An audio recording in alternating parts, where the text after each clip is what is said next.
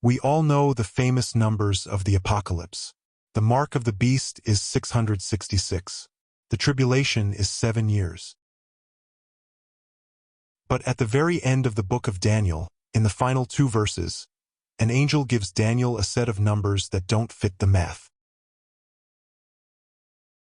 He says, "From the time the daily sacrifice is abolished, there will be 1,290 days.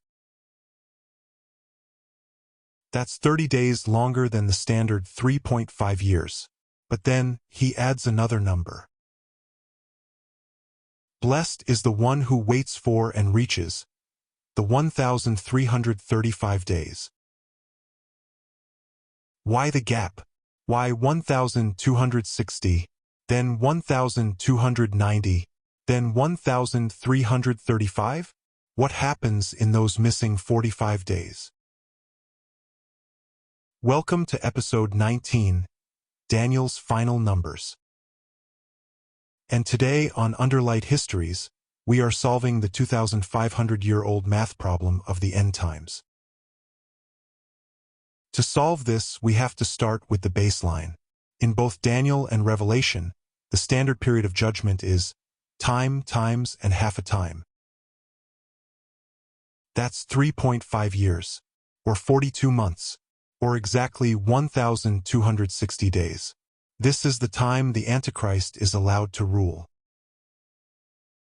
So if the beast is defeated at 1,260 days, why does Daniel's angel tell him the timeline continues?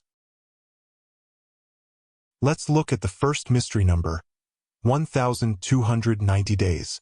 The text says this count begins when the daily sacrifice is abolished and the abomination is set up. Scholars have 3 main theories for what this means. Theory 1, the historical view. This already happened in 167 BC. Antiochus Epiphanes desecrated the temple for exactly this period before the Maccabees liberated it. The math works, almost. But Jesus, hundreds of years later, spoke of the abomination as a future event. So the history books can't be closed yet. This brings us to Theory 2, the Futurist view. The countdown hasn't started yet. It begins when a future Antichrist stops worship in a third temple. Let's assume the Futurist view. The beast rules for 1,260 days. Then, he is destroyed. That leaves 30 extra days to reach 1,290. What happens in this 30-day gap? Many theologians call this the reclamation period. Think about it. If a totalitarian regime falls today, peace doesn't start tomorrow. You need time to arrest the generals, clear the rubble, bury the dead.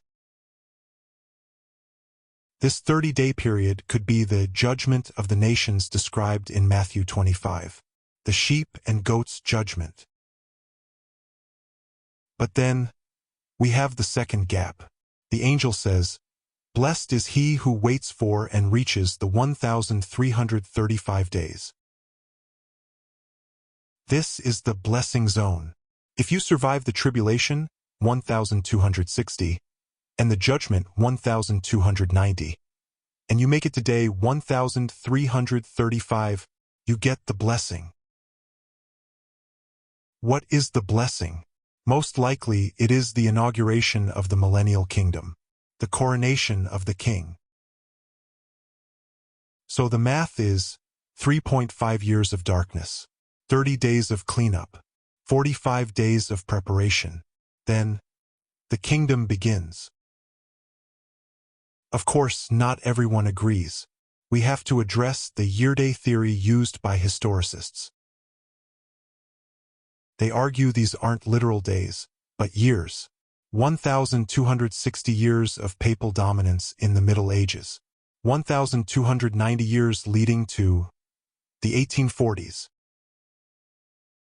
This math led to the Great Disappointment of 1844, when thousands waited for Jesus to return, and nothing happened. This highlights the danger of setting dates. Daniel was told to seal up the words until the time of the end. Maybe the math isn't supposed to work yet. There's also the symbolic view. The numbers aren't math, they are messages. 1260 is broken time. 1335 is restored time. But let's go back to the literal text. Go your way, Daniel, because the words are rolled up and sealed until the time of the end. Daniel didn't understand his own book. He asked, "My Lord, what will the outcome of all this be?" And the angel basically said, "Don't worry about it." The numbers tell us one crucial thing. The end isn't chaotic. It is precise. God has a schedule down to the single day. The 45-day gap reminds us that there is a process to peace. Evil is defeated quickly, but restoration takes time. The blessing of the 1335th day is worth the wait. It is the day the waiting ends and the living begins. Daniel ends with a personal promise. As for you, go your way till the end. You will rest, and then at the end of the days you will rise to receive your allotted inheritance. This verse is for us. We live in the time of waiting, the time between the promise and the fulfillment. The watchman's mindset isn't about fear, it's about endurance. It's knowing that even if the world falls apart for 1290 days, day 1335 is coming. Subscribe to Underlight Histories as we continue to decode the sealed books of the Bible. Next time, we explore Revelation's connection to the Old Testament. Did John invent the apocalypse or remix it?